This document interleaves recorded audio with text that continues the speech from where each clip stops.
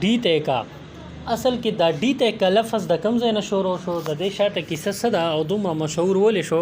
د دې پوره معلوماتو لپاره تاسو زموږ چینل سبسکرایب کړئ او د بیل آیکن هم دباو کې شکریا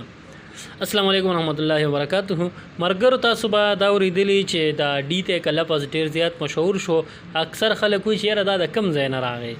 نو دا منو چې کوم شاعر دی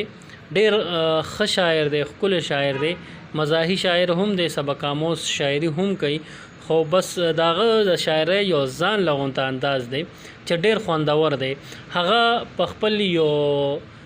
دیش شاعري کړې وه چې هغې کې یو کیسه وکړه چې زمونږ په کلي کې داسې یو کس و هغه موټر واغستو نوی نوی خان شو دا عضوي ته یې ورته کېنو چې ماله پکې چکر راکړه چې دا خلک هم وویني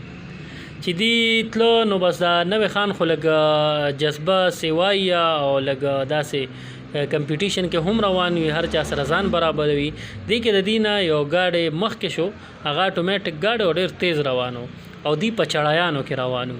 بس د دې زوی ته وی دا سړی دننه ولې مخکې شو هغه ورته وی ډی تیکو وی ټیم جو ډی تکا چې د ډی تکړی دی بس یاره ګاډی په شا راغلی دی او چړای کې پریوتی دی دواړه زخمی شوي دي نو بیا به هغې ته خلکو کلي کې چغې والې چې ډی تیکا نو هغې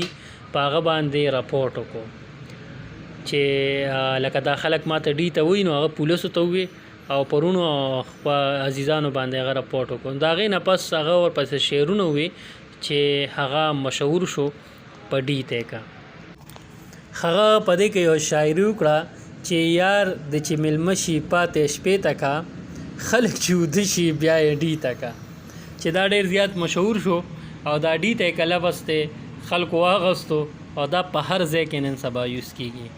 امید دی چې ویډیو بس تاسو خوښ شوي کو ویډیو تاسو خوښ شوي لایک کړئ چینل سبسکرایب کړئ موږ ته اجازه راکړئ د لوی الله فامان